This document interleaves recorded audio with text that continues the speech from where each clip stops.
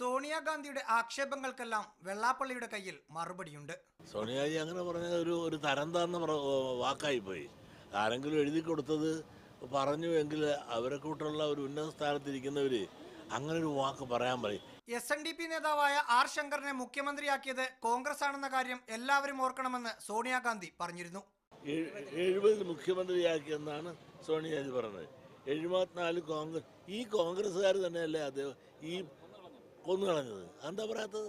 സംഘപരിവാർ സംഘടനകൾ വർഗീയത പറയുകയാണെന്ന് ആരോപിച്ച മുഖ്യമന്ത്രി ഉമ്മൻചാണ്ടിക്കും വെള്ളാപ്പള്ളി മറുപടി നൽകി. ഇവിടെ എല്ലാം മതേതര ചിന്തയും മതത്തിന് അതീതമായുള്ള ചിന്തയും പ്രവൃത്തിയാണ് എന്ന് അദ്ദേഹത്തിന് കുരിശ് തൊട്ട് സത്യം ചെയ്ത് പറയാനൊക്കെ അങ്ങനെ ഒന്നുമില്ല.